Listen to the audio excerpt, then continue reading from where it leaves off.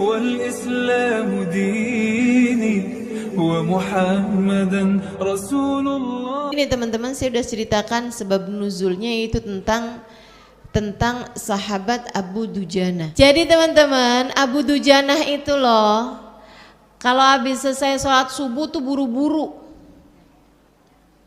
Sahabat ngaduin kepada Nabi, kenapa kok diburu-buru, begitu habis selesai salam dari sholat berjamaah langsung kabur. Dipanggil sama Nabi, kenapa ente Abu Dujana begitu? Kenapa nih kamu seperti itu? Ceritalah dia bahwasanya anak-anaknya itu sering tidur di waktu malam dalam keadaan lapar. Nah, tetangga ini punya pohon kurma yang buahnya suka berjatuhan depan rumahnya Abu Dujana. Si tetangga Yahudi pelit pula, dia nggak bakalan rela, nggak bakalan ikhlas kalau buah kurmanya itu dimakan sama anak-anaknya Abu Dujana. Kalau Abu Dujana nungguin ampe terang, ampe selesai Nabi Muhammad baca-baca zikir, baca-baca doa segala macem, itu suka nggak keburu anak-anaknya bangun kemudian mungutin buah yang jatuh. Jadi Abu Dujana berusaha untuk duluin anaknya, jangan sampai anaknya udah keburu bangun, dia udah ngambilin duluan buah-buah kurma yang jatuh, kasihin ke rumah sebelah, jadi anaknya aman dari memakan yang bukan haknya, yang bukan miliknya. Kata Abu Dujana cerita, Rasul saya pernah nih sampai agak kesiangan, begitu nyampe depan rumah anak sudah masukin satu buah kurma ke dalam mulutnya.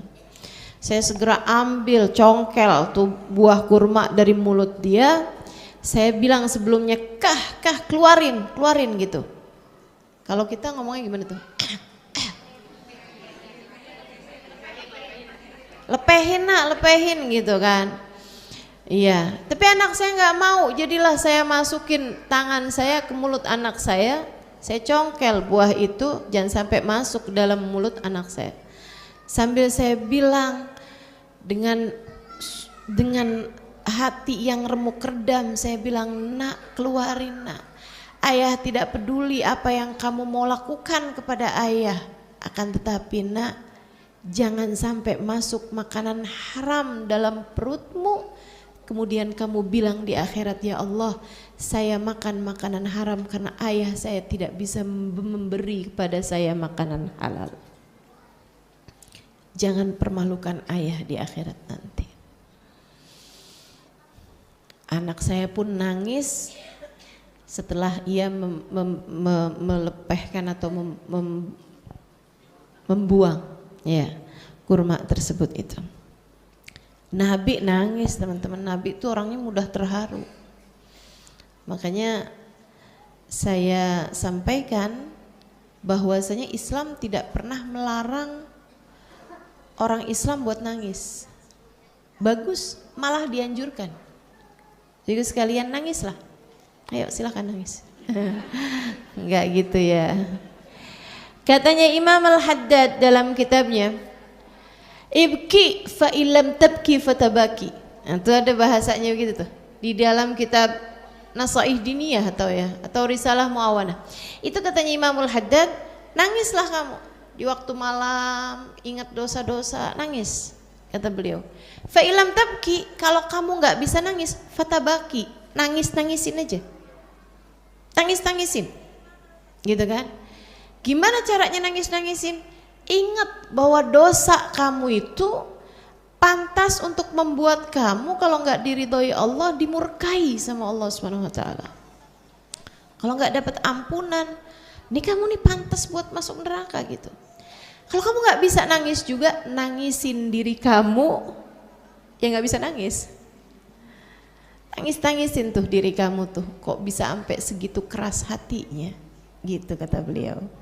Ya, makanya kita lihat tuh Nabi Muhammad baka, tukang nangis, suka nangisan. Nabi Muhammad tuh nangisan. Sayyidina Abu Bakar nangisan, Sayyidina Umar nangisan, Sayyidina Uthman, Sayyidina Ali, gitu ya. Nah, ini saya sampaikan agar tidak ada kerancuan di masyarakat kita tentang kayak yang kita nih ya suka ngelihat anak kita nangis, kita nggak bolehin. Jangan nangis nak, gitu kan. Laki-laki kok nangis? Kita suka larang anak kita buat nangis. Anak perempuan juga, jangan nangis, malu. Dari kecil tuh kita kayak memberikan statement bahwa nangis itu sesuatu hal yang memalukan gitu. Padahal nggak begitu mestinya. Kamu kalau ngelihat anak kamu nangis, nggak apa-apa, biarin aja gitu. Itu adalah luapan emosi. Kalau nggak diluapkan emosinya, nanti numpuk emosinya tersebut, dan emosi buruk, emosi negatif yang tidak terkeluarkan tidak akan pernah bisa keluar, teman-teman. Itu mengendap, nggak keluar beneran gitu, ngendap emosi buruknya. Nah nanti tuh udah tua-tuaan gitu kan, udah dewasa, kamu akhirnya jadi orang yang dikit-dikit sedih, dikit-dikit sumpah, marah gitu, gampangan marah. Makanya ada istri gitu kan, bisa gampang marahnya padahal untuk hal-hal yang gak semestinya bikin marah gitu. Ngelihat suaminya sisiran dia marah, ngelihat suaminya pakai minyak wangi dia marah, suaminya bingung aja gitu kan. Cuman sekedar numpahin apa, suaminya dia marahnya sampai kayak apa gitu. Itu teman-teman saudaraku sekalian, kadang-kadang nih si istrinya mau dibilang, kamu kok cuman perkara segitu aja bisa marahnya kayak begitu gitu. Iya, kenapa ya? Saya kok gampangan marah, kenapa ya? Nah ini teman-teman saya sekalian, seringkali disebabkan luka masa lalu yang tertimbun. Memorinya itu terkumpul hal-hal negatif gitu. Nah gimana caranya biar nggak terkumpul dengan hal-hal yang negatif? Dikeluarinnya berupa apa? Dari dulu sampai sekarang tuh nggak ada yang lebih bisa membersihkan daripada air mata. Air, acara bersih-bersih itu selalu air. Wudhu pakai, dosa juga dibersihkan dengan air mata taubat, air mata penyesalan itu. Jadi gimana Ustazah, kalau ngelihat anak nangis kita biarin? Apalagi perempuan, anak laki aja biarin teman-teman. Pernah nggak nih udah gede-gedean gini nih, saya belum lama dengar ada orang ngomong kayak begini nih, saya ada waktu pengen nangis, terus saya akan nonton film yang paling sedih. Saya pun nangis dan saya pun jadi lega. Teman-teman, nangis itu bahkan untuk sebab yang nggak, kalau ia adalah disebabkan karena sebab yang benar, bukan hanya bikin lega, akan tetapi bikin dosa-dosa menjadi terhapuskan dan hati menjadi jauh lebih bahagia, lebih lapang, lebih lega gitu. Jadi saudaraku sekalian yang saya muliakan, itu menangislah dengan sebab-sebab yang benar. Ajarin anak untuk mulai nangis dengan sebab yang benar gitu. Misalnya kalau kita ngelihat anak kita nangis, tapi jangan karena kesel sama dia gitu. Kamu nangis karena kesian, itu bagus. Nangis karena kesian gitu kan. Kesian sama orang yang misalnya terzolimi gitu kan. Kesian sama orang lain yang tersakiti gitu, nggak apa-apa. Kita kan sering juga tuh nangis karena kesian. Betul apa enggak? Tapi jangan kesianin diri sendiri. Rasa terzolimi, merasa paling menderita sedunia, itu terus nangis gitu.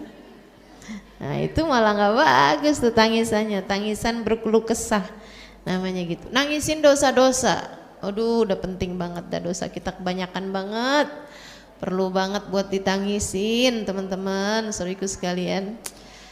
Serem banget. Siapa yang panjang ketawanya di dunia bakal panjang tangisannya, banyak-banyak di dunia aja deh daripada kita nangis di akhirat nanti. Nabi Muhammad beka. Nabi Muhammad suka nangis, sering nangis, nggak tega sama orang, lagi doa tuh Nabi tuh nangis. Saya pertama lihat orang, maksudnya yang ya ampun ya orang nangis terus sih gitu. Waktu pertama kali saya datang ke Tarim, di masa-masa itu tuh awal-awal Habib Umar pondok pesantren mulai besar tuh Habib Umar nangis terus. Doa dikit nangis, baca Quran dikit nangis gitu. Habis itu saya hadirin majelisnya Hubabah Nur. Ya Allah, Hubabah Nur tiap baca ayat tentang azab nangisnya paling kenceng. Tiap beliau bahas kajian tentang alam kubur, beliau pun nangis gitu. Saya bilang, ya Allah, kenapa malah justru orang-orang soleh yang sedikit dosanya, malah kalau cerita tentang azab, cerita tentang betapa bahayanya dosa, nangis mereka malah lebih deras lagi. Ternyata bisa saya pelajarin gitu ya, ternyata orang semakin soleh semakin dekat dengan tangisan. Bahkan Sayyidina Ali Zainal Abidin ibn Husain bin Fatimah bintun Nabi SAW, cicitnya Nabi Muhammad SAW, putra Sayyidina Husain, itu sampai ada 2 garis hitam di bawah matanya dari banyaknya beliau menangis. 2 garis hitam di bawah matanya dari banyaknya beliau menangis, teman-teman saya sekalian. Maka nggak apa-apa, nangis tuh nggak apa-apa gitu. Ya jangan kemudian nangis marahin suami terus kamu nangis gitu, nggak gitu. Nangis saat kamu sendiri antaramu sama Allah Subhanahu wa taala, gitu kan? Nangis ketika di majelis-majelis maulid karena rindu kepada Nabi Muhammad.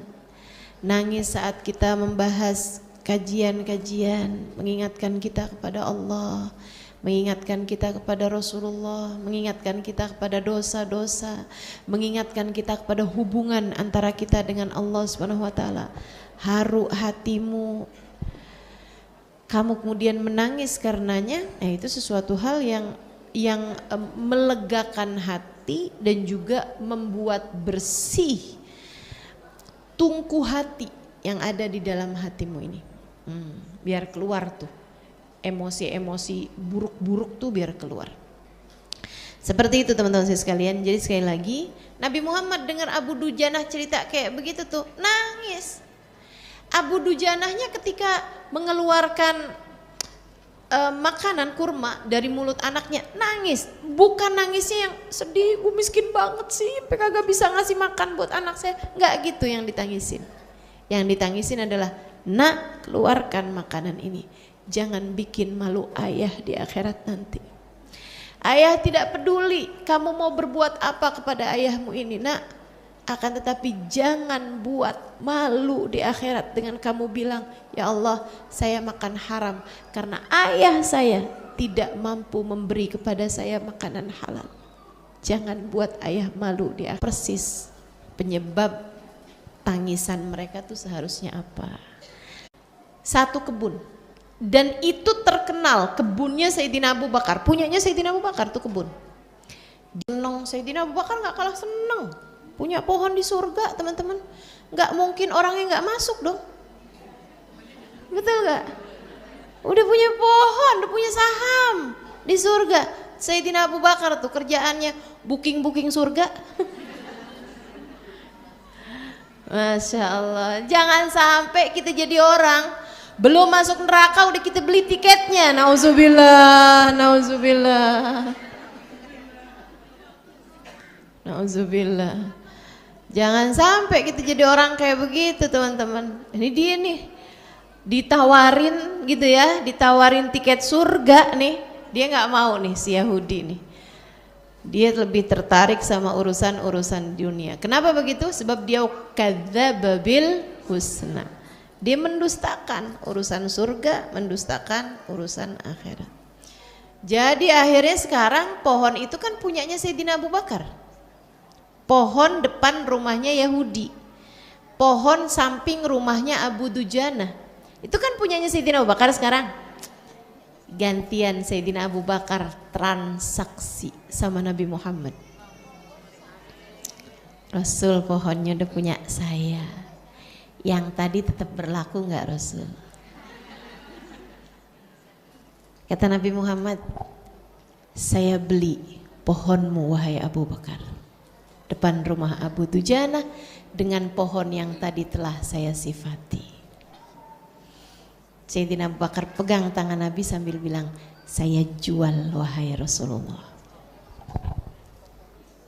Seru bener, seindah-indah transaksi tuh. Emang gak salah Nabi Muhammad tuh cerita tentang Sayyidina Abu Bakar, teman-teman. Kepada Sayyidah Aisyah, Nabi bilang, Aisyah, kamu tau gak, surganya bapak kamu tuh dikelilingin burung setahun belum kelar dari luasnya. Surganya Sayyidina Abu Bakar dikelilingin burung setahun belum selesai. Kayak apa gedenya, teman-teman. Sayyidah Aisyah cerita itu kepada bapaknya. Sayyidah Aisyah ceritain itu kepada ayahandanya. Dia bilang, ya, kata Nabi Muhammad tuh ya, surganya ayah nih dikelilingin burung setahun belum selesai. Kata ayahandanya, ini Sayyidina Abu Bakar. Sayyidina Abu Bakar tuh orangnya zuhud, enggak seneng dunia gitu. Lebar-lebar kayak begitu ngapain? Sayyidina Abu Bakar malah mikirnya kayak begitu, teman-teman. Jadi Sayyidina Abu Bakar bilang, ya saya ambil secukupnya aja, sisanya mau saya sedekahin kepada fuqaraul jannah, kepada orang-orang fakir di surga gitu ya, yang memerlukannya. Orang di surga padahal kan gak ada yang perlu ya, nggak tahu lagi kalau kita perlu. Masya Allah, Sayyidina Abu Bakar ini Siddiq alaihi ridwanullah, orang paling tercinta di sisi Allah sesudah baginda kita Nabi besar Muhammad. Masya Allah, radhiyallahu ta'ala anhum wa ardahum. Sahabat-sahabat mulia-mulia, teman-teman, mulia-mulia. Kata Habib Umar bin Hafid nih ya, yakfihim fakhra annallaha ikhtara lahum ashaban Nabi sallallahu alaihi wasallam.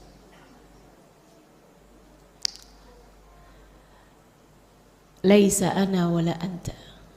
Kata Habib Umar bin Hafid, cukup kemuliaan para sahabat bahwa Allah memilih mereka sebagai sahabatnya Nabi Muhammad. Bukan saya, bukan kamu, bukan bapak kita, bukan kakek kita.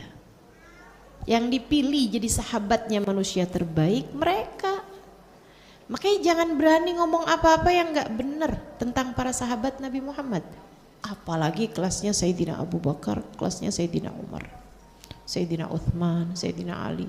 Jangan berani-berani ngomong sesuatu hal yang buruk tentang mereka, teman-teman.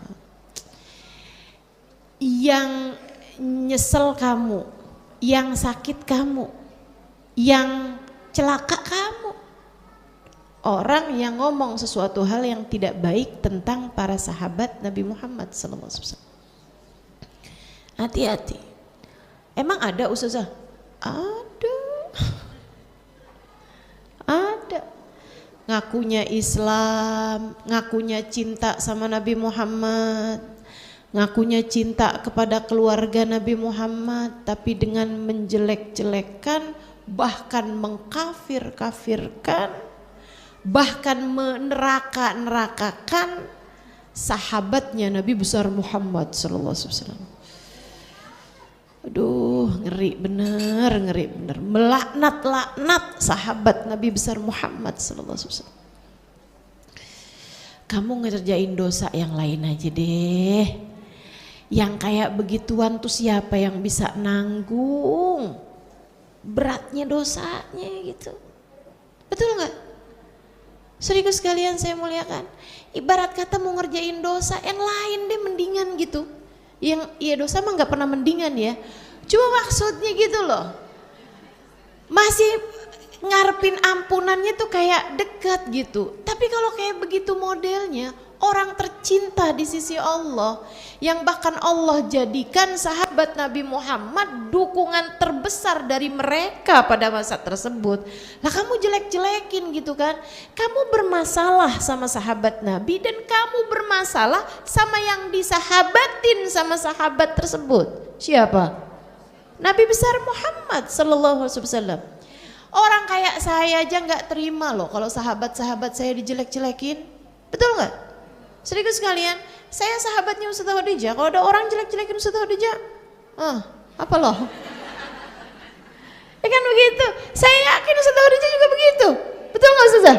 Nah, kalau misalnya saya dijelek-jelekin gitu, apa sih Halimah? Wah, tampil depan deh. Jangan macem-macem kan begitu ya. Ini baru sekedar saya loh, baru sekedar Ustazah Khadijah. Bagaimana dengan Nabi besar Muhammad? Perjuangan pada masa tersebut bukan mudah teman-teman.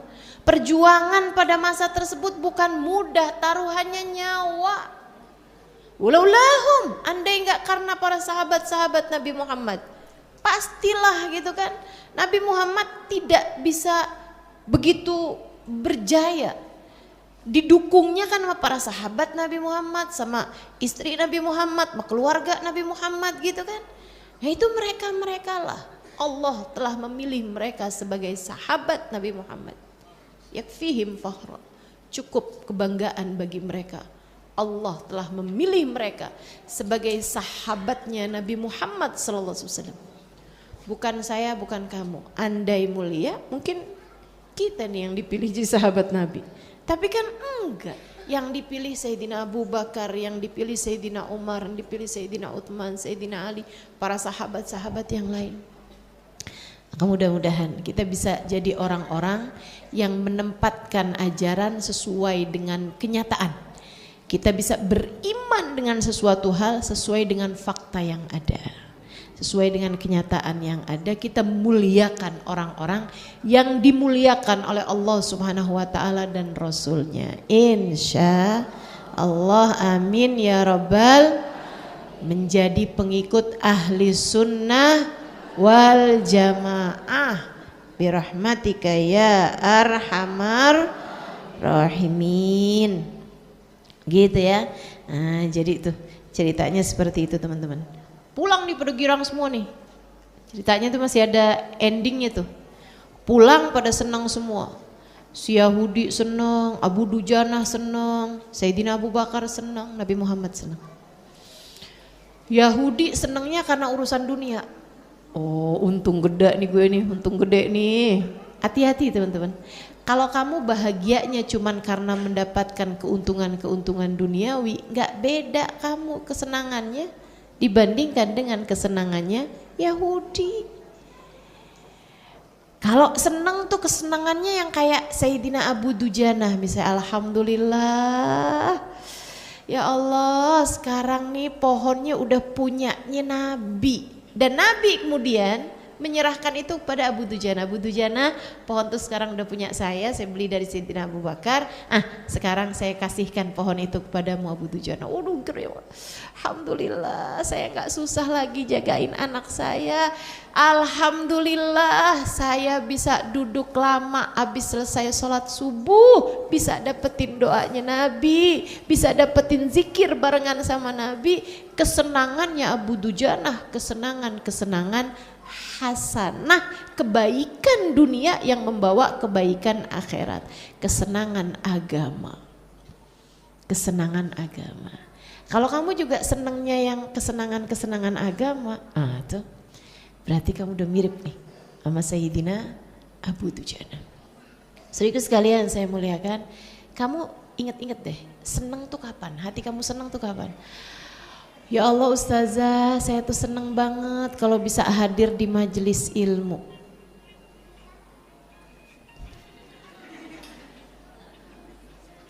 Gak apa-apa Bu, kita maklum.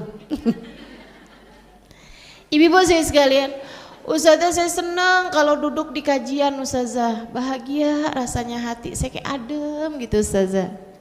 Dengerin kajian, tuh kamu mirip tuh. Saya senang banget Ustazah kalau bisa sholawatan bareng, kalau bisa maulidan bareng, ya Allah senang banget.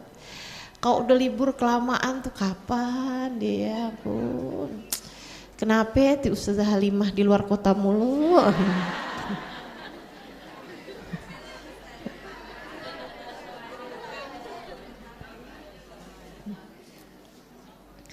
Masya Allah, Masya Allah.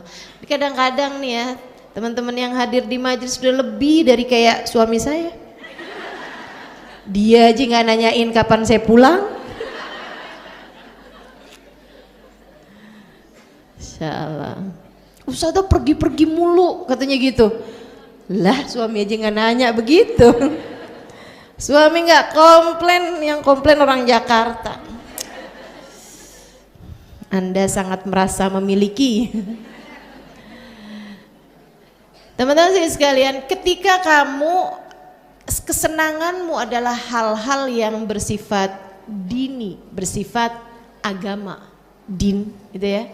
Berarti kamu punya kesenangan yang sudah mirip dengan kesenangannya para hamba-hamba terkasih tercinta di sisi Allah.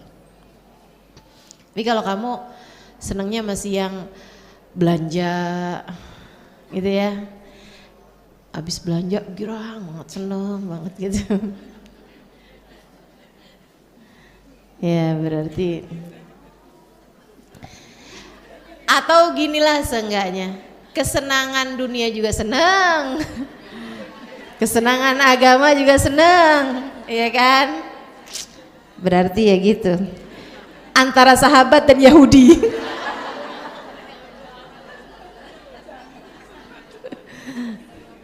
Khair insyaallah. Gitu.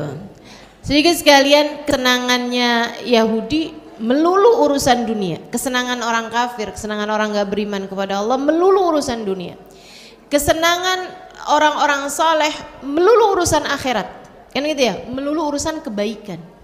Kesenangannya Sayyidina Abu Bakar perkara memberi, bukan perkara mendapatkan. Wih keren. Keren, keren. Hamba-hamba tercinta di sisi Allah, kesenangannya justru ketika ketika memberi, ketika memberi. Mereka hamba-hamba berkelas. Makanya juga nih coba liatin. Kamu sebagai seorang istri, coba nih ngukur-ngukur kesenangan, ya kan? Biar tahu kelas. Belum udah ketawa nih, saya udah bisa memperkirakan nih. Kamu senengannya ketika dikasih sama suamimu barang, uang, yang gitu-gitu? Atau seneng ketika dikasih suami izin buat ngaji?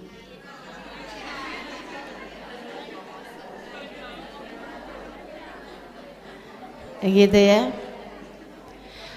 Atau malah justru kesenangan kamu itu ketika kamu bisa memberikan sesuatu kepada suamimu? Itu lebih tinggi lagi. Senangnya malah kalau dia habis ngasih sesuatu sama suaminya, bikinin makanan kesukaan dia, atau nyenengin hati dia, habis doain dia, habis pokoknya sesuatu yang sifatnya pemberian. Itu buat tahu kelas tuh ya. Ustazah saya masih yang nomor 1, nomor 2. Iya nggak apa-apa, kan orang belajar terus. Nah kalau kesenangannya Nabi Muhammad, rahmatan lil alamin. Nabi itu semakin memberi kasih sayang kepada umat, semakin menjadi rahmat buat umat, tuh semakin beliau bahagia. Nabi itu senengnya kalau umatnya pada seneng. Nabi itu senengnya kalau umatnya pada bahagia. Makanya emang kalau ditanya apa sih cita-cita Nabi Muhammad? Cita-cita Nabi Muhammad yang tertinggi adalah keselamatan umatnya. Dan itu akan diperjuangkan oleh beliau sampai di titik yang penghabisan. Masya Allah, sallallahu alaihi. Nah, Allah cerita nih di ayat ini nih tentang macam-macamnya orang tadi ini nih. Kata Allah, inna sa'yakum lasyatta. Usaha kalian nih, kerjaan kalian memang macam-macam ya. Ada yang begitu Nus Yahudi, ada yang begitu Sayyidina Abu Bakar, Sayyidina Abu Dujana, Sayyidina Muhammad sallallahu alaihi wasallam. Ada yang begitu, ada yang kayak Yahudi nih. Yahudi sama bininya gitu kan. Yahudi sama keluarganya, kayak gitu semuanya tuh modelannya tuh. Kita untung gede nih hari ini nih. Pohon kita nih atuk nih dibeli sama Abu Bakar tuh dengan kebunnya dia tuh. Gitu kan. Wah, kamu memang suami yang brilian. Kamu memang suami yang paling saya sayangin. Gitu kan. Teman-teman sekalian, abis itu si Yahudi masih bilang lagi, emang dasar nih ya, dasar orang kalau udah hatinya penuh dengan dunia-dunia tuh nggak pernah puas-puasnya. Dia ngomong kayak gini, mana pohonnya depan rumah kita lagi. Nanti pokoknya tiap hari yang matang-matang kita ambilin duluan dah sebelum si Abu Dujana, gitu kan? Tamak udah dapat 1 kebun, pohon dia atuh masih juga di perhitungan. Subhanallah. Abu Dujanahnya juga girang, alhamdulillah nih, seneng bener nih. Malam itu juga Nabi Muhammad berdoa, dikasih tahu sama malaikat Jibril. Si Yahudi doa begituan tuh Muhammad. Mana itu? Nabi angkat tangan, ya Allah pindahin dong ya Allah pohonnya. Allah tuh kalau udah Nabi Muhammad yang minta, buat Nabi Muhammad apa sih yang enggak? Seru bener ya. Abu Dujanah begitu pagi-pagi mau berangkat sholat subuh nih, sebelum subuh nih dini hari, buka pintu jeder pohon depan rumahnya. Yang asalnya di depan rumahnya Abu Dujanah melek-melek dipindah sama Allah Subhanahu wa taala depan rumahnya. Yang asal di depan rumah Yahudi bener-bener tuh secara nyata Allah pindahkan ke depan rumahnya Abu Dujana. Masya Allah, Masya Allah, luar biasa ya. Ya buat Allah apa yang susah teman-teman, pindahin pohon doang. Innama amruhu idza arada syai'an ayyaqula lahu.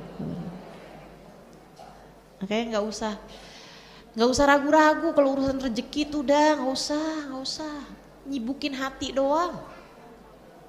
hati doang, padahal semuanya udah jadi sesuatu yang kecatat di sisi Allah Subhanahu wa taala, udah lengkap catatannya semuanya. Itu kamu marah-marah, ngomel-ngomel, ngata-ngatain gini gitu, nggak nambahin rezeki kamu, nggak ngurangin juga. Nggak nambahin rezeki kamu, nggak ngurangin rezekinya orang. Jadi ngapain buang-buang waktu. Mendingan duduk di majelis, dengerin kajian, bikin kita ngerti caranya berpikir tentang Allah Subhanahu wa taala, tentang Rasulullah, tentang orang-orang saleh. Mudah-mudahan kita bisa mengikuti jalan mereka. Inna sa'yakum lasyatta, urusan kalian memang beda-beda banget ya, usaha kalian, kerjaan kalian, sa'i kalian, yang kalian jeripayahkan, yang kalian susah-susahkan tuh emang macem-macem. Kata Allah nih gitu. Ada yang modelannya gitu, ada yang modelannya gitu nih hamba-hambaku nih. Sa'yakum lasyatta, usaha kalian berbeda-beda. Fa amman a'ta wattaqa. Ada yang kayak Sayyidina Abu Bakar, a'ta, ada yang kayak Nabi Muhammad, a'ta, selalu memberi, wattaqa, dia takut sama Allah, dia takwa kepada Allah Subhanahu wa taala, ngikuti jalannya Allah, menjauhi semua larangannya Allah. Shaddaqa bil husna, dan dia mempercayai dengan adanya balasan akhirat yaitu surga. Fasanuyassiruhu lil yusra, kami akan selalu mudahkan jalan menuju surga. Sehingga sekalian saya muliakan, kamu nggak usah susah-susah nih, ayat ini nih kamu jadikan sebagai prinsip dalam kehidupan. Kamu jangan pernah mikir suami nih ngasih rezeki dikit banget, saya tuntut dan nih selalu akan saya tuntut. Setiap kasih kurang bang, ininya belum bang. Waduh, udah deh tuh. Kamu tuh jadi orang laki, kenapa sih nggak bisa begini, nggak bisa begitu? Tuh yang kayak begituan tuh, tambah susah jalannya teman-teman, tambah susah. Ayat ini mengatakan seperti itu. Fasanuyassiruhu lil usra. Semakin kamu tuntut, semakin kamu persulit kehidupan dunia ini, kamu akan tambah semakin sulit. Mestinya kayak gimana ya Allah kalau biar kita fasanuyassiruhu lil yusra, biar kita digampangin urusan-urusan kehidupan nih, urusan rezeki gampang, urusan belajar gampang, urusan sama orang-orang di rumah semuanya jadi rapi, harmonis, bagus semuanya. Gitu ya, urusan hati juga enak semuanya, gampang semuanya. Kamu pengen kayak begitu? A'ta wattaqa shaddaqa bil husna. Udah itu aja. Selalulah berpikir untuk memberi. Jangan bertanya, kenapa ya suamiku nggak ngasih aku begini. Akan tetapi bertanyalah, apa yang selama ini sudah saya berikan kepadanya. Jangan suka bertanya, kenapa ya suami saya nggak perhatian? Tanyakan pada dirimu sendiri, apakah sudah cukup perhatianmu padanya selama ini? Gak usah menuntut orang lain untuk berbuat, tanyakan pada diri sendiri apa yang sudah kamu lakukan untuknya. Berapa banyak doa-doa indah kamu mintakan kepada Allah untuk suamimu. Teman-teman saudaraku sekalian yang saya muliakan, hidup masalahnya tetap sama aja di zaman dulu sampai zaman sekarang. Penentunya Allah, dan Allah yarhamukillah, dan Allah sudah memberikan clue-clue dalam kehidupan kita, prinsip-prinsip dalam hidup kita, teori-teori yang enggak akan Allah ganti-ganti. Kamu kepengen hidupnya gampang, atau wattaqo saddaqa bil husna. Kamu memberi, kamu takwa, jalannya takwa. Takwa itu kerjain perintah Allah, tinggalin dosa. Jalanin perintah Allah, tinggalin dosa-dosa. Wasaddaqa bil husna, yang percaya sama akhirat. Pokoknya gitu, mikirnya akhirat aja gitu. Ini kalau saya buat gini, nanti akhirat saya kayak gimana ya? Saya buat gini, akhirat saya gimana ya? Gitu. Kalau kayak begitu, wasanu yassiruhu lil yusra. Kamu selalu akan diberi kemudahan. Kemudahan semua hidupnya. Ngadepin anak gampang, ngadepin suami gampang, ngadepin orang tua gampang, ngadepin saudara-saudara gampang. Urusan sama temen bagus, urusan sama tetangga bagus, urusan sama siapa-siapa bagus. Gitu. Itu kok caranya, udah gak mungkin ada cara. Maha benar Allah dengan segala firman-Nya. Wa amma man bakhila wastaghna. Nah, ada nih bangsanya si Yahudi nih, bakhil.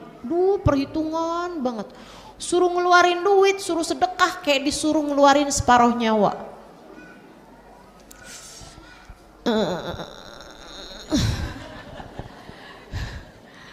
Mikir panjang banget gitu kan. Ini depan mata nih ada kurban, hitung-hitungannya panjang banget gitu ya. Saldo ada berapa, kambing paling murah berapa, kambing paling murah berapa. Jangan beli sebelum hari raya kurban, masih mahal. Ntar tuh kalau habis lebaran kurban selesai, sehari 2 hari, tuh kita baru tawar-tawaran ame pedagangnya gitu ya. Yang sampai orangnya tuh, si pedagangnya tuh, Pak, daripada Pak, Bapak bawa lagi barang Bapak nih Pak, kemana coba Pak? Bapak mah perlu lagi transportasi ini itu apa segala macam. Jadi berapa nih Pak nih? 3 juta Neng. Jangan 3 juta Pak, mahal Pak, daripada Bapak bawa pulang lagi. Jangan dah Pak, jangan 3 juta Pak gitu kan. Berapa Neng? 500.000. Innalillahi wa inna ilaihi rajiun. Ya Allah, ya Allah, ya Allah. Wa amma man bakhila wastaghna. Ini saya kasih tahu ibu-ibu, kepelitan-kepelitan yang lumrah di masyarakat kita, terutama lumrah sepertinya bagimu juga. Kamu suka nawar ikan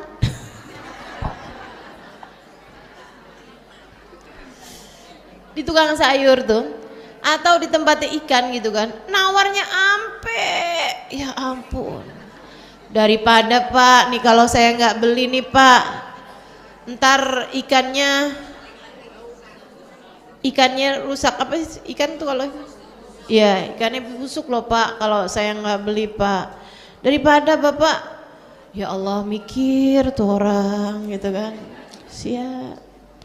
Ya udah iya deh gitu kan. Dia padahal rugi tuh, kamu beli, kamu seneng gitu kan. Teman-teman saudara sekalian, tuh yang dibeli tuh perasaan hati dia nggak kecil di sisi Allah. Hati-hati, hati-hati. Dia tuh sampai kayak yang gitu ya. Saya belinya aja nggak segitu, tapi daripada pulang bawa barang basi, saya rugi gitu kan. Ya udah deh saya jual aja deh gitu. Dia pedih hatinya teman-teman. Kepedihan hati dia tuh nggak kecil di sisi Allah. Hati-hati nih, hati-hati. Hati-hati. Kamu ngerasanya kayak nggak bikin dosa gitu. Padahal kamu dolim. Saudaraku sekalian, kamu dolim. Kalau kamu beli rumah ditawar. Kalau kamu beli mobil silahkan tawar. Kamu beli motor silahkan tawar. Ya kan ya? Beli ikan, beli pisang, kamu tawar. Beli sayur, beli cabai, nawar nyampe per biji. Ulah siapa tuh? Rahmati setiap hamba-hamba Allah subhanahu wa ta'ala. Insya jangan termasuk yang kayak begini, mambakhila wastaghna, pelit dan dia merasa sombong, nah gitu kan, kadzdzaba bil husna, dia tentu murah teman-teman. Yang bisa dibeli selalu murah. Suatu tuh kalau bisa dibeli masih murah. Kamu jangan ngarepin nih ya, saya sedekah biar nanti balik lagi, biar nanti duit saya tambah banyak. Katanya kalau kita sedekah duitnya ntar tambah banyak loh. Nah itu kamu memberi sesuatu dengan berharap balasan yang ada nominalnya, iya kan? Yang ada tempatnya gitu. Uang tempatnya di mana? Bank. Kan ada tempatnya gitu kan? Sedikit sekalian saya muliakan, jangan misalnya nih kamu berbuat baik sama anak-anak kamu gitu ya, biar dia nanti ngurusin saya di masa tua, biar nanti dia bisa beliin saya ini, biar nanti bisa, kamu ngarepin uang dari anak-anak kamu gitu, jangan juga misalnya kayak begini nih, saya baikin suami saya ini biar dia transfernya lancar, biar dia, saya masakin yang enak ini apa, biar dia begini, biar dia begitu. Sesuatu yang ada tokonya, biar dia beliin saya tas, biar dia beliin saya barang-barang. Ada tokonya apa enggak ada tokonya? Ada, teman-teman saya sekalian. Jangan mau berbuat kebaikan yang balasannya itu sesuatu yang bisa dibeli. Uang, barang, gitu kan? Akan tetapi kalau ada balasan yang kamu harapkan, biarin balasan tersebut sesuatu yang gak bisa dibeli. Contohnya kesehatan. Kesehatan bisa dibeli apa gak dibeli? Gak bisa dibeli. Gak ada tokonya. Ada toko obat, tapi toko sehat gak bisa, gak ada teman-teman. Gak ada tokonya. Kesehatan tuh mutlak pemberian dari Allah Subhanahu wa ta'ala. Iya kan ya? Nih, yang gak ada tokonya, berkah kehidupan. Ada tokonya? Gak ada. Kesolehan anak-anakmu ada tokonya? Kebaikan hatimu, kelapangan hatimu ada tokonya? Kamu gak bisa nih pergi ke apotek terus bilang, kasih saya dong 1 strip obat. Buat apa? Melapangkan hati. Ada kira-kira? Hati saya sumpek mulu nih, coba dong gitu ya, vitaminnya apa kayak gitu biar bikin hati jadi lega. Enggak ada teman-teman, enggak ada. Cinta kasih sayang suamimu kepadamu, ada tokonya apa enggak ada? Enggak ada. Kamu bisa dandan seberapa cantiknya, kamu bisa pakai baju seberapa bagusnya, kamu bisa tampilanmu seberapa indahnya, akan tetapi cinta suamimu gak bisa kamu beli. Betul? Ada berapa banyak suami punya istri gak cantik, tapi dia sayang setengah mati. Betul? Ada juga yang punya istri cantik, mulus, bagus, semuanya tampilan atas ke bawah sempurna. Teman-teman saya sekalian, tapi suami hatinya gak sama istri tersebut, gak cinta suaminya sama istrinya. Ada yang kayak begitu? Banyak. Jadi kalau minta sama Allah tuh, atau kalau kamu memberi sesuatu, kalau kamu melakukan sesuatu, minta balasannya sama Allah yang gak bisa kebeli pakai uang. Sebab sesuatu yang bisa kebeli pakai uang itu sesuatu yang murah. Mintalah balasan-balasan yang mahal, yang gak bisa dibeli pakai uang. Yang kayak gitu-gitu tuh. Apalagi husnul khotimah, kebersamaan dengan Nabi Muhammad, punya guru yang membimbing kehidupan. Oh teman-teman, itu nggak bisa dibeli pakai apapun, nggak bisa. Allah semuanya yang ngasih. Apalagi surga, Masya Allah. Apalagi bisa melewati jembatan Sirat secepat kilat.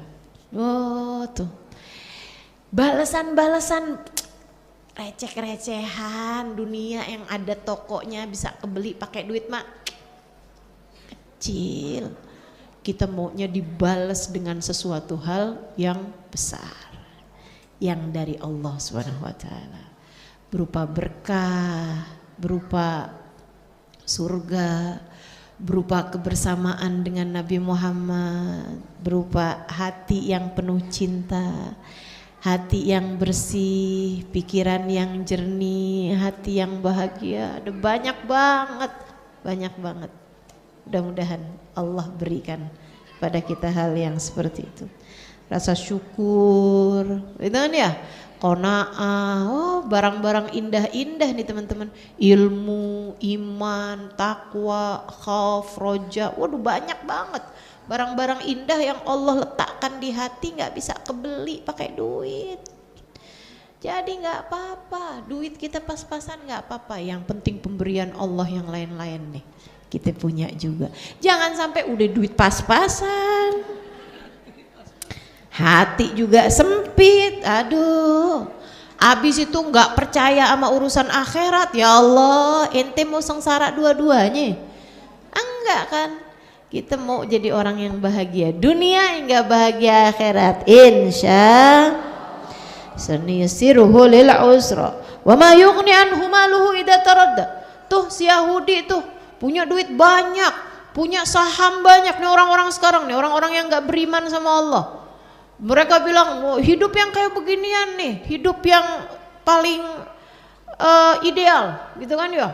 Punya rumah besar, punya mobil mewah, punya anak-anak yang lucu-lucu, punya harta semuanya ada gitu kan, gadget semua ada, bisa terbang-terbang ke luar negeri, bisa jalan-jalan ke Eropa, bisa. Waduh, nih kehidupan kamilah ideal, seharusnya kalian hidup seperti ini. Emang iya? Agak tuh yang pada ngomong-ngomong kayak begitu. Saya kalau ketemu sama mereka, mereka ceritanya penderitaan juga. Gak sebegitu senengnya hidup mereka teman-teman. Gak sebegitu senengnya juga hidupnya orang yang punya banyak duit gitu kan.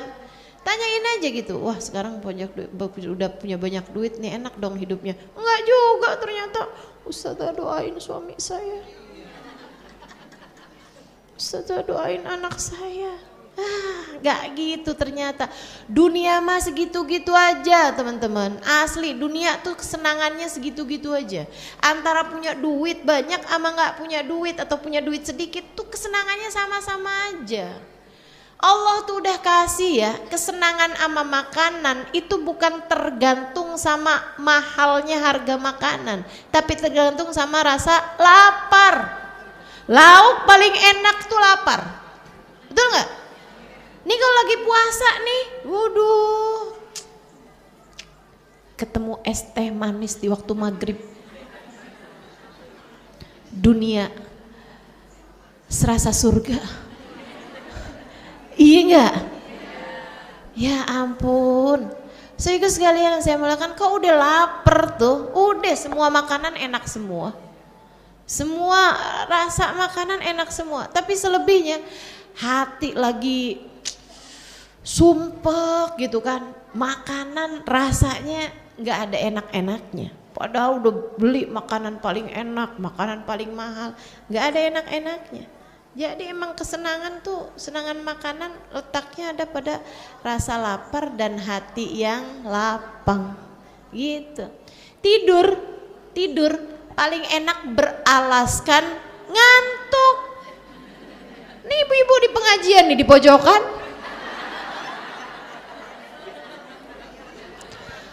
padahal duduknya aja udah nggak nyaman karena sempit. sempit gitu kan. Kalau hadir di majelis tuh bisa-bisanya udahlah kaki nyentuh sana nyentuh sini, badan nyentuh sana nyentuh sini, tidur enak banget ya Allah. Bu. Ngantuk dan hati yang lapang, udah tuh. Sementara ada orang-orang dengan tempat tidur yang nyaman, AC yang nyala, begitu kan ya? Semuanya bersih, bahkan pakai aroma-aroma terapi. Gak bisa tidur kalau nggak pakai minum obat tidur. Enakan mana coba? Enakan yang tidur di majelis.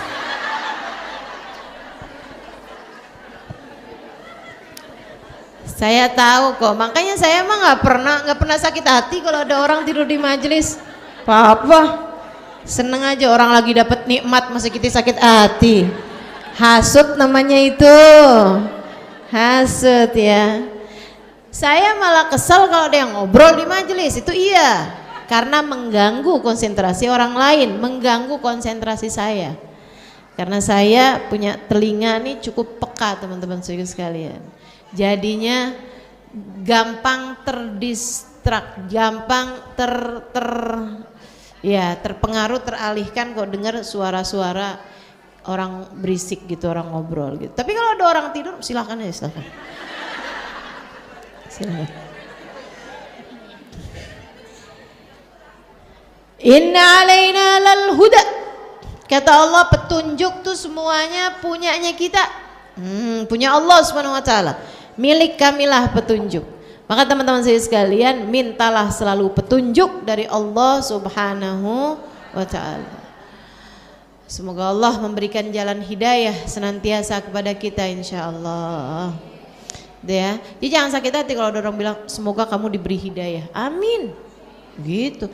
Kita nih dalam hidup perlu banyak hidayah. Hidayah buat sholat duhur nanti. Perlu hidayah apa nggak perlu hidayah? Perlu. Habis selesai sholat duhur nggak langsung bangun baca zikir-zikir, perlu hidayah apa nggak? Perlu tuh. Gitu kan ya. Besok nih puasa, sunnah puasa hari tarwiyah, perlu hidayah apa nggak? Bisakah ada orang ngerjain puasa besok tanpa hidayah dari Allah? Nggak bisa. Dengan hidayah Allah Subhanahu wa taala, dengan taufik dan hidayah dari Allah Subhanahu wa taala, kita baru bisa mengerjakan petunjuk-petunjuknya Allah, mengerjakan ajaran agama ini. Makanya perlu hidayah terus-terusan. Itu sebabnya kenapa doa paling banyak kita minta kepada Allah adalah ihdinas siratal. Ya Allah, berikanlah hidayah kepada hambamu ini hingga kami dapat menempuh jalan lurusmu ya Allah. Tuh. Diminta, Allah tuh nggak diminta aja suka ngasih, apalagi minta.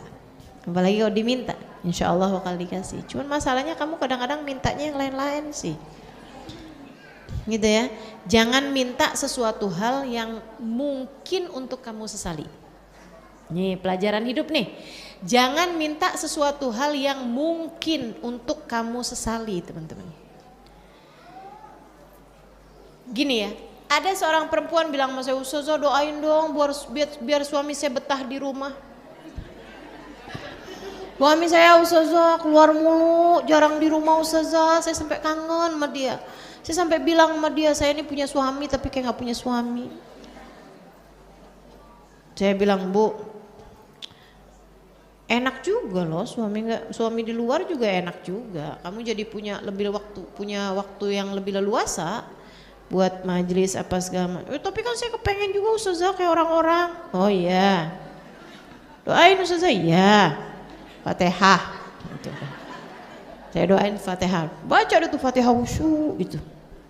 Beberapa bulan kemudian dia datang, Ustazah, suami saya diberhentiin dari pekerjaan. Di rumah mulu Ustazah.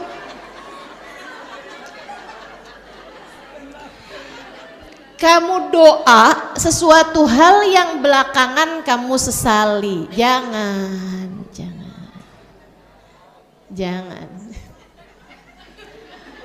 Biarkan Allah memilihkan yang terbaik.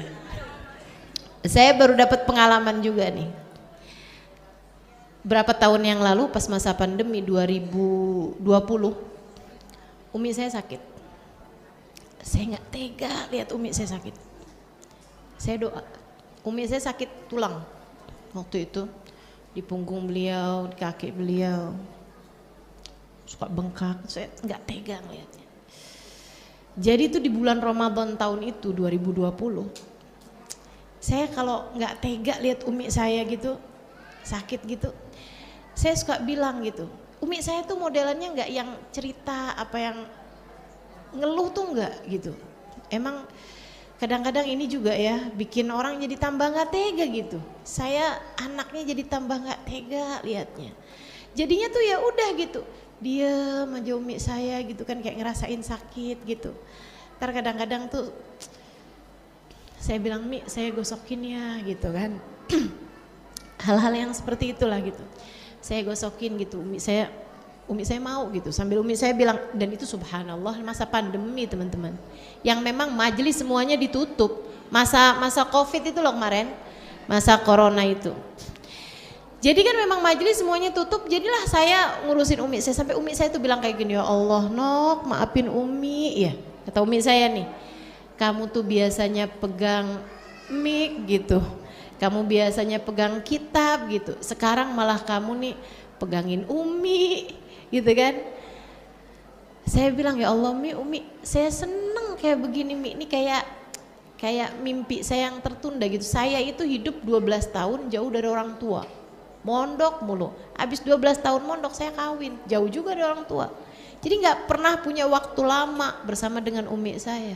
Subhanallah, sama Allah dikasih covid. Jadi kan memang nggak bisa kemana-mana, umi saya sakit, ya udah sekalian. Saya pun tungguin umi saya sampai berbulan-bulan. Saya bersama dengan beliau. Kata umi saya, kamu biasanya jadi ustazah, sekarang kamu jadi tukang pijitnya umi. Sekarang kamu jadi perawatnya umi. Saya bilang, ya Allah Mi, saya seneng banget Mi. Saya kepengen dari dulu bisa lama sama umi. Nah kadang-kadang di masa umi saya sakit, saya doa. Doa saya tuh gini, ya Allah kesian lihat umi saya sakit, pindahin aja deh sakitnya sama saya. Pindahin aja sakitnya sama saya. Saya nggak tahu apakah itu adalah doa yang mustajab atau enggak, tapi sekarang saya sakit tulang.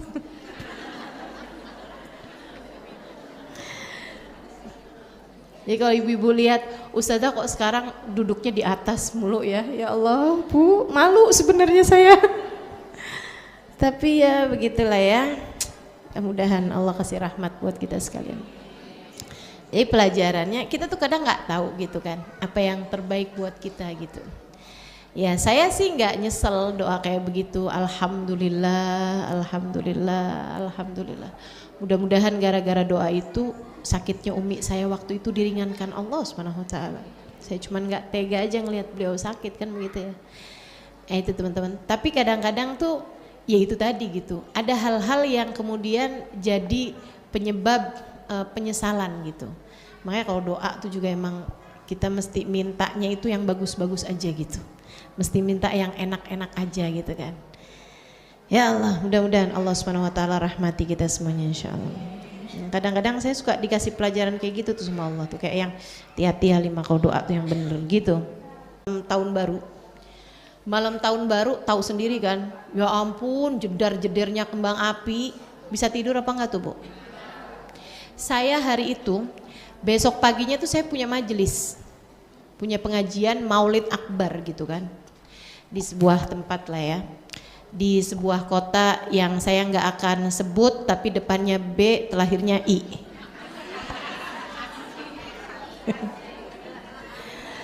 Sehingga sekalian, iya. Wah kembang apinya tuh malam itu tuh, wah jedar-jedernya tuh ampe nggak karu-karuan gitu. Akhirnya saya tuh sampai mau tidur tuh nggak bisa-bisa. Udah saya pakein itu tadi, telinga saya tuh peka. Itu dia masalahnya gitu kan. Saya udah pakein bantal, udah saya pakein apa gitu kan. Waduh, jedar di tempat kan kota. Jaksel. Ramenya tuh kembang api sampai kayak apaan tahu, ya Allah ya Allah. Akhirnya turun gerimis. Turun gerimis tuh udah mulain tuh agak-agak berkurang gitu kan. Nggak lama kemudian pas jam 12, waduh, sampai nggak berhenti gitu kan. Aduh, saya sementara ngitung ini jam, bentar lagi saya majelis gitu kan. Saya belum bisa tidur juga gara-gara kayak udah mau tuh kaget lagi saya. Akhirnya saya doa, ya Allah kencengin hujannya ya Allah. Semua orang yang lagi pada nyalain kembang api. Nggak lama kemudian ya saya bukan karena doa saya juga ya. Jangan terus jadi nyalahin saya. Tapi yang pasti tuh hujan sampai sederes-deresnya teman-teman. Sampai berhenti semuanya senyap bumi. Saya pun tidur dengan lelap. Alhamdulillah. Sebelum subuh telah menjadi keputusanmu. Termasuk dikasih sakit kaki, alhamdulillah. Alhamdulillah. Begitu kan ya? Terhadap segala keadaan saya hanya akan bilang alhamdulillah. Buat majelis tahu-tahu hujan, alhamdulillah. Gitu aja udah. Kita nggak pernah tahu pokoknya. Nggak, tiap kali kamu apa aja keadaan yang terjadi pada diri kamu hanya perlu bilang wa inna lana lal akhirata wal ula. Milik Allah lah akhirat, milik Allah lah dunia. Semuanya punyanya Allah. Fa'andhartukum naran taladzza, yang menyala-nyala. Neraka tersebut asyqa, orang-orang yang celaka. Siapa mereka yang celaka ya Allah? Biar kami hati-hati jangan sampai kami masuk di dalamnya. Alladzi kadzdzaba wa tawalla. Orang yang mendustakan, kayak nggak percaya sama akhirat. Segitunya ngejar-ngejar dunia, kayak nggak percaya sama akhirat. Segitunya ngejar-ngejar cinta manusia, kayak nggak percaya sama akhirat. Saya lagi mau menegaskan kepada kamu bahwa alladzi kadzdzaba wa tawalla, orang yang mendustakan Allah dan berpaling dari Allah belum tentu orang kafir. Belum tentu orang kafir. Kamu ngaku beriman tapi segitunya kamu nyari cinta manusia, alladzi kadzdzaba wa tawalla. Kok nggak percaya kamu sama akhirat? Kok nggak percaya kamu sama cintanya Allah? Segitunya kamu kejar-kejar cinta suamimu, sampai segala hal-hal yang haram kamu jalanin hanya untuk menjadikan suamimu mencintaimu, sampai dosa-dosa kamu terjang semuanya, sampai segala muka kamu operasi plastik segala macem, cuman mau buat kejar cintanya manusia. Nggak gitu caranya, nggak gitu. Aku yang punya, kata Allah. Walal akhiratu khairul laka minal ula. Wa inna lana lal akhirata wal ula. Kami yang punya dunia, kami yang punya akhirat, kami yang semuanya punyanya Allah. Dia tahu hati manusia semua ada dalam genggaman Allah. Saya nggak akan maafin dia tuh seumur hidup. Allah, teman-teman, segitunya kamu benci orang itu? Yang terjadi kepadamu dengan izin Allah. Aku semua yang mengendalikan, kata Allah. Kenapa kamu bisa sampai nggak maafin orang tersebut? Orang aku yang mengendalikan kok. Aku yang ngatur, kata Allah. Nah tuh, jangan sampai kita termasuk diantara alladzi kadzdzaba, mendustakan dan berpaling dari Allah Subhanahu wa taala. Wa sayajjannubuhal atqa. Nah, kita akan hindarin tuh neraka, kata Allah, kami akan hindarkan untuk orang-orang yang bertakwa. Ya Allah, kami mau jadi salah satunya ya Allah. Gimana tuh? Ya tazakka. Orang-orang yang gak berat ngeluarin hartanya, yang senang sedekah, yang senang memberi, yang gak perhitungan urusan dunianya. Tuh, yang bisa ngasih tuh, yang bisa ngasih, seneng ngasih-ngasih. Nah ini dia nih, aku akan hindarkan dia, jauhkan dia dari api nerakaku, kata Allah. Ladzi yu'ti malahu yatazakka. Dan dia ngasih juga dia sambil bersihin hatinya. Hatinya juga nggak yang nih gua nih yang ngasih nih, nggak gitu. Dia beriin hartanya sambil, ya Allah, harta ini milikmu, aku menyerahkannya kepadamu di jalanmu ya Allah. Gitu. Jadi orang-orang yang terhindar dari, kalau sedekah tuh kepada orang miskin, kalau memberi itu kepada siapapun, ngasih sama suami. Kan gak semuanya yang hadir majelis orang-orang yang memerlukan, ya kan ya gitu ya. Tapi kan itu namanya akto, memberi gitu, ngasih hadiah gitu kan, ngasih aja gitu, sama orang tua dia ngasih, sama anak dia ngasih, sama saudara dia suka yang ngasih, yang dia pikir dia balas juga. Dia ngasih itu bukan karena hendak membalas budi orang lain gitu, enggak. Illabtigha wajhi rabbil a'la, dia melakukan itu semua berharap pahala, berharap pemberian dari Allah Subhanahu wa taala, berharap ridhonya Allah, berharap keselamatan di negeri akhirat, berharap kita bisa dikumpul baginda Nabi besar Muhammad sallallahu alaihi wasallam. Wala saufa yarda. Orang yang seperti ini akan mendapatkan keridhaan dari Allah Subhanahu wa taala. Dia akan mendapatkan kepuasan, dia akan mendapatkan hati yang ridha dimanapun saja dia berada. Sadaqallahul azim wa barakallahu suruhun nabiyul wafiyul karim wa nahnu ala dzalika minasyahidin wasyakirin walhamdulillahi rabbil